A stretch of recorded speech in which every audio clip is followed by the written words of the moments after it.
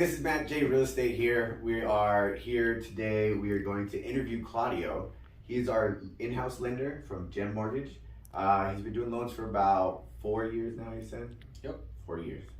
Before that, he was an actual real estate agent. So we're just going to ask some questions that most people would want answered from a lender. So we'll just get right into it. Most people think you are the person that qualifies them. Who else is involved in this process? So like, you're not the end all be all of their loan. Like most people think, like when they go to get a loan, like you're the guy. Like, oh, that guy tells me whether or not I can get a loan. Right. So being that we're direct lenders, we do get underwriting approval through software, through government, Fannie and Freddie. So we basically will give you the pre-approval. Through the process, you still have underwriting, which verifies that we follow all guidelines, state guidelines, and so forth. And what can change in that process? So I got pre-approved. What's the biggest thing that you see that changes in between that and getting fully underwritten that people have a problem with? Typically, if we go through the pre-approval process in detail, we can avoid all that. I try to work in a way where we try to anticipate, right? I'm up on guidelines and things like that, stay current. And we try to anticipate anything that the underwriter may ask. When we run into situations like that would be if something was missed during the pre-approval process, or if we need more detail on certain paperwork, let's say a divorce, a death, somebody that was on title, you were on title on another property that you didn't state it before, didn't know you were still on title, your parents put you on there, things like that. When those things will start to surface during the process, the loan process itself. Because the loan process doesn't technically start until you find a home. Everything we do before that is considered pre-approval. So when you do a pre-approval, most likely those people are still going to be qualified when you go to underwriting? Correct. Unless something weird happens? Correct, yep. Okay. Yeah, because we get what's called DU, Desktop Underwriter Approval, which that's the Fannie and Freddie process where we can get. Sweet. If someone decides to use you for their loan, what do you do better than others? So like, what is it that you offer better than other places? Again, we're direct lenders, so we're completely structured to do only mortgage loans, right? When you go to a bank, let's say Chase, Wells Fargo, they're structured to do auto loans, personal loans. So they're structured a little bit differently. They don't have too much vested interest in just getting your loan closed, right? There's an hourly employee that's handling your loan at that point. They can be on vacation on your closing day and you're kind of out of it, right, at that point. We have control of the loan process throughout the whole process. We do our own underwriting. Again, if we pre-approve you at the moment, again, if should anything not else come up. But as long as you're pre-approved, we're pretty much on board of getting that loan closed, and we're structured to do that through the 30 days loan process, whether we're doing a down payment assistance program, whether we're doing regular loan, minimal down, things like that. We're structured to close it during the process. So you're faster. We're fast. All right. I like fast. What is a couple of things most people don't know about qualifying for a loan? Like, what do you see that people just don't understand? I think that there's a lot of stigma around it, and I think people don't really realize how easy it is, right? We walk you through the whole loan process. We're there with you every step of the way. There are a lot of moving parts, and that's what I think scares people sometimes, that you will have to show documentation for everything that we're putting down. If you're saying you're making a certain amount of hour, we do have to verify that, W-2s, pay stubs. But I think the misconception is that the process is going to be very hard, which we try to make it as easy as possible. What do you suggest for someone that needs to build their credit, like has poor credit? What's the best way to boost your credit up? It varies from person to person. I would definitely say that sometimes people are under the impression that paying everything off on the first month rather than accumulating it builds their credit, and sometimes that's again another misconception. Two things that make up your credit are your credit history, so available credit that you have, and then the second portion is your payment history. So if you're not really making payments on time, or you're paying everything off the first month, it won't get reported to the credit bureaus. So that'll actually hold down your score. So that's one of the better ways to do it. I always tell my clients, get something small, because obviously we're trying to build credit. We're not trying to get you into debt. Get something small, say about $100, pay it off in 3 months, pay 30, and then on the third month, pay it off completely. That will show payment history. Okay, so if you do that with every account, that'll help build up your score. And then typically having a good balance of what we call revolving credit, which is credit cards, which you can add more amount every month and then pay it off and then continue to add, compared with installment credit. Installment credit is when you get something with a fixed payment, a fixed balance, and you basically pay it off month after month, and you have a set period that you pay it off. So you want a good mix of that as well, and that'll help build up your score.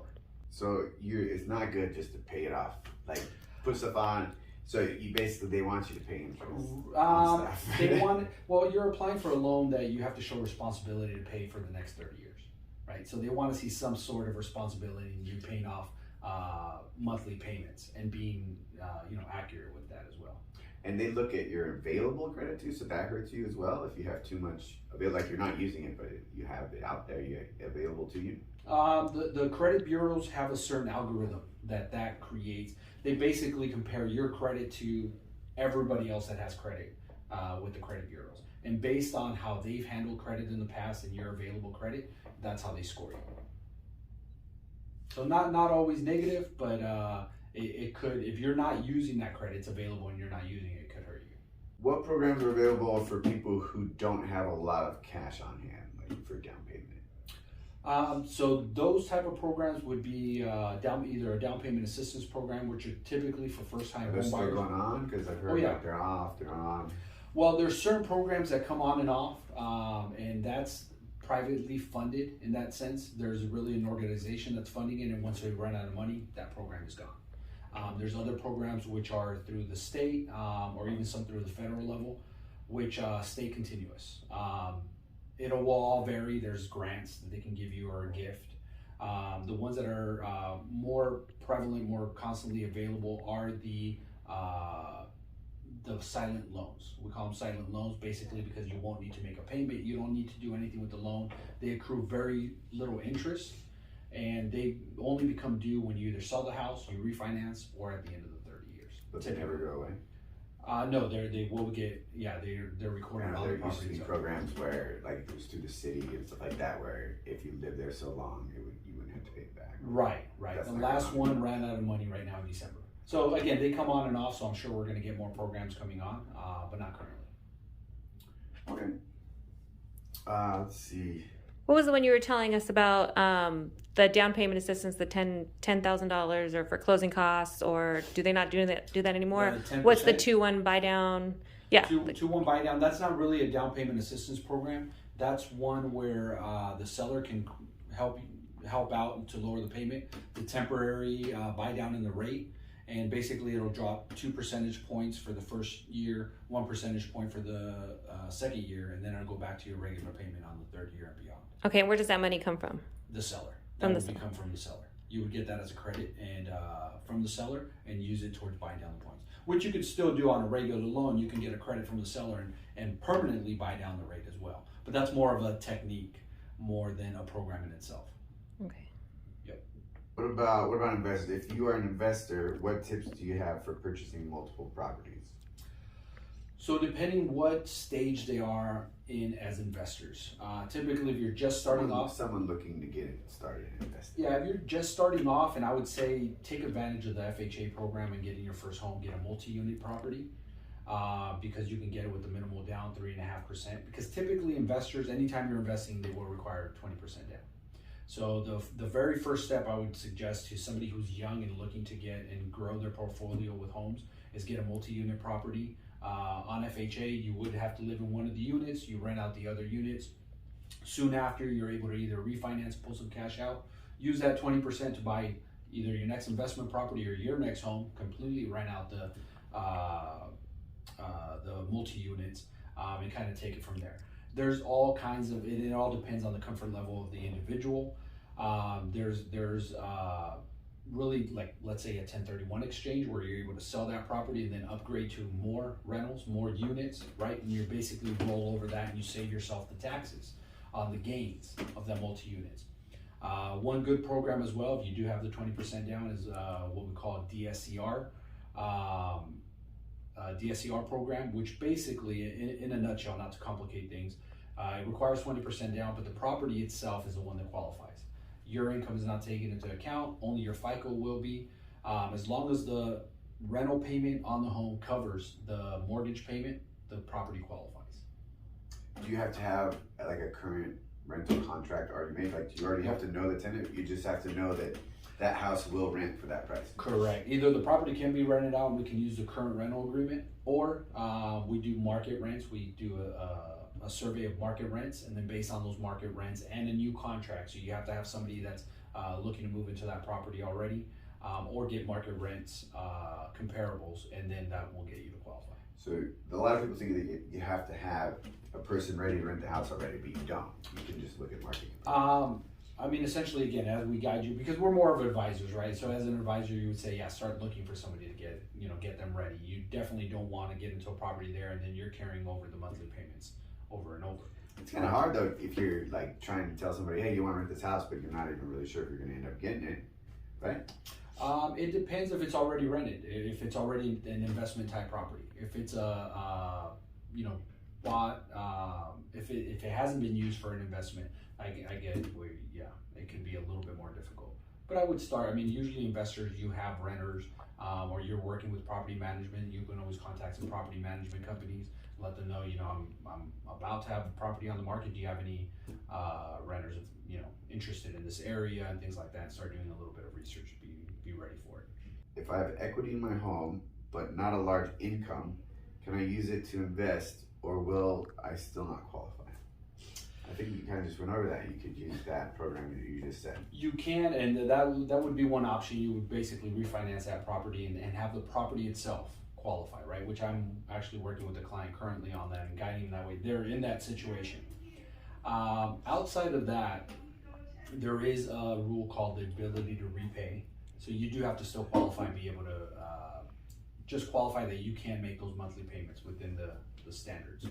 Oh, with that program you were talking about? No, not with the DSCR program. It's completely the property is the one that qualifies, not the individual. Outside of credit, they will still get your credit score on it. Okay. Outside of that, not to get too much off of it, but we do have an asset qualifying program, which not necessarily just on the equity on the home, depending how many properties you own, but you can qualify with, let's say, some individual got an inheritance, they have $1 million in the bank but no job. Okay, we still can't qualify you just based on those assets with no job, no income. Okay, the assets themselves. Yeah. How much down payment do I need to buy a house? Look, depending on the product and the strategy, if we get even seller credits, I've gotten people into homes with zero out of pocket. Okay. Typically, you can get in, FHA will do 3.5% as the minimum, or there are certain first-time home buyers, conventional, and that you would have to qualify that can do it down at 3% as well. Typically on conventional, you're looking 5% standard on another home. So it all depends. All depends on the qualification. I'd say the best bet is to sit down and kind of sort through all that and get that answer for the buyer. But it isn't crazy. Like, there are options out there. Oh yeah. For people who, like, I don't know if I have enough money to buy a house. I don't know if I have the down payment or the closing costs, or it's going to cost $50,000. Right. No, nothing crazy like that. Typically, even let's say you are putting in, investing all your funds to initial cash to close, we call it, right? Let's say on a $350,000 home, you're probably looking at about $25,000, $27,000 altogether, closing costs and down payment and everything. But again, that can all get reduced depending on the program and assistance as well. Credits, all that stuff. Exactly. So what do you say to people that they're ready to buy, they have some money, where do they put that money? Do they save that for closing costs? Do they save that for down payment? Or do they want to pay down some of their existing debt so that they can qualify for a better loan? What do you normally... I always tell them, before you even start paying off anything on your debt, let's sit down and do an analysis. It may not even be beneficial, because some people think, let's say they owe $5,000 or something. They think that that's what we're going to take into consideration. And really, it's the monthly payment we look at, right? So if your monthly payment on that, it's an installment loan, which is $100 a month. So we're only going to count that $100 a month. you're better off saving that $5,000 should you need it towards the purchase. Okay. And then obviously we try to structure it based on, their wants and needs in that sense. How is this current market that the media's got all crazy and then the housing market's going down and everything, how is this different than 2008? Well, the biggest difference is that in 2008, the market itself was created by the housing market. The situation we're going through was created by the housing market, and the lending practices and what a lot of it had to do with inventory and appraisals being overappraised and things like that. So we were able to lend out more money. There was more programs that didn't have as much protection as before. Because of all that, there was a lot of checks and balances created by the government guidelines and so forth that we have to do in the lending practices that that can help avoid that. When I look at the market now, everybody that's purchased a home has been well qualified, which again, they weren't back then. And again, it was created by the housing market. Everything we're going through now is not created by the housing market. And typically housing is the sector that brings the economy back to a stable situation. So that's why it brought down, back in those years, it brought down other sectors, right? Because housing tends to lead in the economy. All right. Yeah. Why is it better to go with a local lender than going with the big banks? I think you kind of touched on it a little bit earlier. Sure. How do you compare to like Bank of America, Rocket Mortgage, stuff like that? So yeah, when you're dealing with those type of companies, again, you're dealing with an hourly employee. They have no vested interest, right? They're mainly set up in a call center where they're forced to call you. Their computer screen pops up that they need to call you. They don't know you as a client. They don't know what you're looking for, and they're not looking to advise you either. They're just looking to, again, close a loan, get a deal through. So I believe in that sense, we're kind of in the middle of a bank and a broker. We're direct lenders, so we look for the best deals for our clients, and we look to establish that relationship as well. Whereas a bank typically doesn't tend to do that. And then when you're talking about brokers, right? Brokers basically send your loans to these banks. So when they say we're going to shop around for you, they're basically just sending you back to the big banks.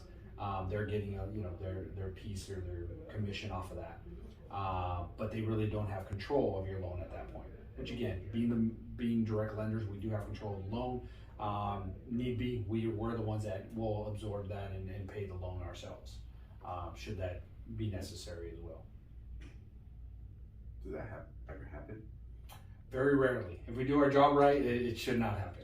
Yeah. All right. Is there anything that you think people should know that we didn't cover? I think people should just understand that it's not as scary as they think, and really, it's a great investment to buy a home. Essentially, if you're renting now, you're just hemorrhaging money, right? I talk to people that are on the fence. They say we're going to wait. Just to give you an idea, about $1,700 a month payment on rent. In about a year that you're waiting, you're wasting about $20,000. Okay, just out of the pocket. That's money you're never going to get back.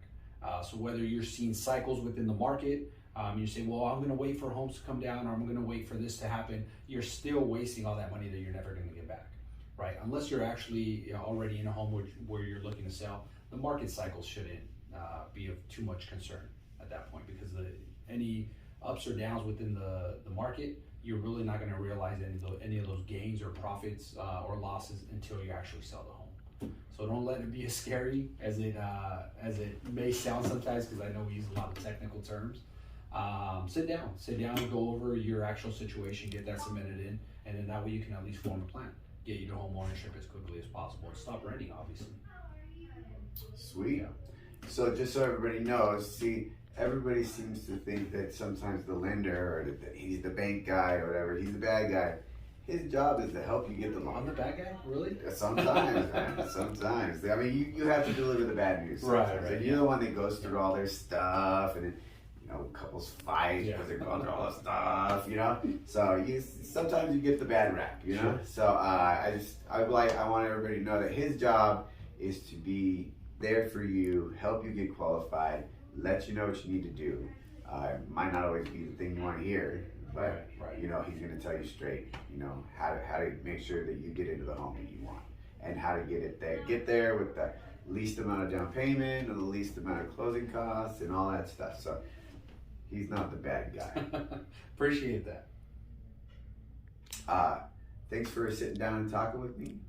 You know, maybe we'll have to do it again. Maybe we'll get some questions or something that they want answered. Or, you know what I mean? Yeah. So that's it.